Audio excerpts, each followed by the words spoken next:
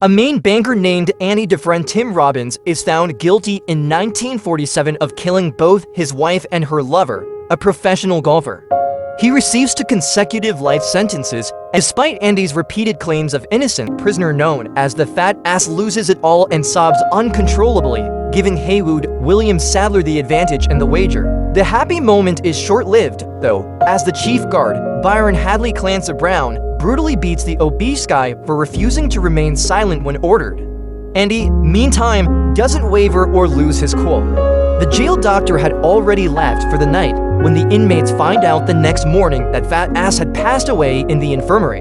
Andy asks Haywood for the man's name, but Haywood brushes him off.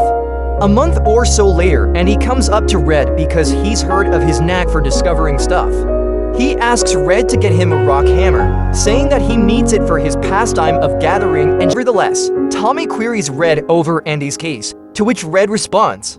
Tommy looks noticeably upset after hearing the news.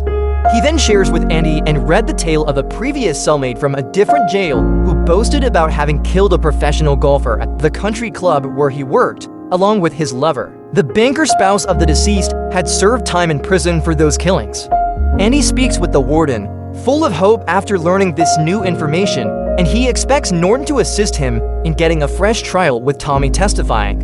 Quite the opposite of what Andy had hoped for of education, that he passed the test and is now the proud owner of a high school diploma. Andy, alone in his cell, smiles a little as a guard brings him the news. Tommy is taken outside one evening for a secret discussion with the warden. He is asked by Warden Norton if the account he gave Andy is accurate and if he would be prepared to testify on Andy's behalf. Tommy concurs wholeheartedly. The warden gives him a smile before giving Hadley the go-ahead to shoot him. During Andy's solitary session, the warden informs him that Tommy attempted to break free, leaving Hadley with no option but to shoot him. So when Andy eventually leaves isolation, he and Red have a somber session in which Andy talks about how much he loved his wife and feels guilty for her passing even though he didn't pull the bullet. After that, he discusses his projects in the event that he gets released from jail.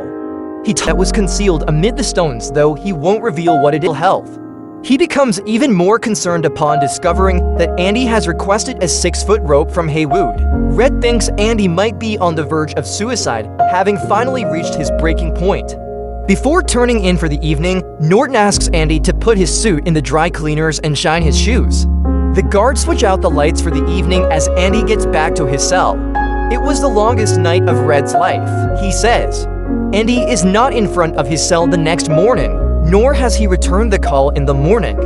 The guard walks to Andy's cell expecting to discover a critically ill or deceased Andy, and screams at him for not following protocol. Norton is startled to discover Andy's shoes in his shoebox rather than his own at the same moment.